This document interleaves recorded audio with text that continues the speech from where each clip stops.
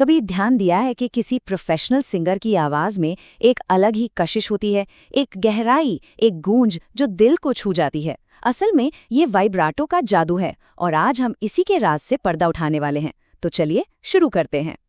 तो देखिए फर्क कितना साफ है।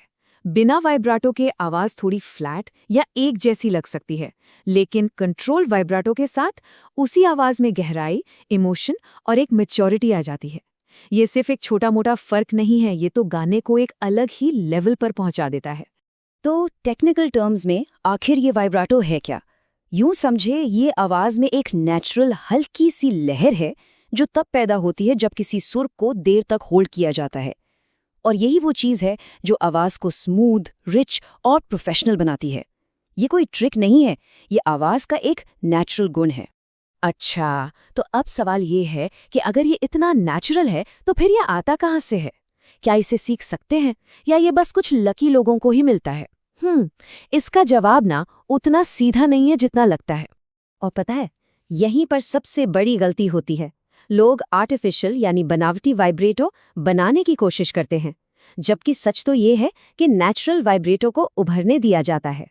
तो एक बात गांठ बांध लीजिए, इसे फोर्स नहीं करना है, बिल्कुल नहीं। जबड़ा हिलाकर या गले में कंपन पैदा करके ये सब करने से ना आवाज बहुत ही फेक और आर्टिफिशियल लगती है। ये रास्ता तो बिल्कुल गलत है। तो फिर सही रास्ता क्या है? सही रास्ता है ये समझना कि वाइब्रेटो कोई एक्शन नहीं है, ये तो रिजल्ट है। किसका? एक मजबूत फाउंडेशन का। आप यूं समझिए, जैसे एक शानदार बिल्डिंग अपनी नींव पर खड़ी होती है ना, ठीक वैसे ही एक खूबसूरत वाइब्रेटो एक मजबूत गायकी की नींव पर ही टिकता है। तो चलिए अब बात करते हैं इसी मजबूत नींव की। असल में इसके 3 बहुत जरूरी पिलर्स हैं, 3 स्तंभ। और जब इन पर काम किया जाता है ना, तब जाकर वो नेचुरल वाइब्रेटो अपने आप खुद ब खुद निकल कर आता है। तो ये 3 पिलर्स क्या हैं? पहला, डीप ब्रेथ सपोर्ट, मतलब डायफ्राम से सांस लेना। दूसरा है गले का कंप्लीट रिलैक्सेशन, गर्दन और जबड़े में जरा भी तनाव नहीं होना चाहिए। और तीसरा, पिच पर एकदम सटीक कंट्रोल, मतलब आवाज बिल्कुल सधी हुई हो, हिले नहीं। जब ये तीनों चीजें एक साथ आती है ना, बस वाइब्राटो के लिए एक परफेक्ट स्टेज तैयार हो जाता है। ठीक है, तो थ्योरी तो समझ आ गई। अब बात करते हैं प्रैक्टिस की। इस फाउंडेशन को बनाने के लिए आखिर करना क्या है, कौन सी टेक्निक्स हैं? ये एक स्टेप बाय स्टेप प्रोसेस है, तो ध्यान से समझिए। सबसे पहली और जरूरी प्रैक्टिस है लॉन्ग नोट्स। रोज बस 5 से 10 मिनट आ या ई जैसे किसी भी स्वर को एक स्टेडी, स्टेबल आवाज में होल्ड करने की कोशिश करनी है। फिर आता है स्लो पल्स प्रैक्टिस। इसमें क्या करना है? एक नोट को होल्ड करके बहुत ही जेंटली, जानबूझकर पिच में हल्का सा उतार चढ़ाव लाना है। और तीसरा, जो कि बहुत इंपॉर्टेंट है, वो है टेंशन रिलीज।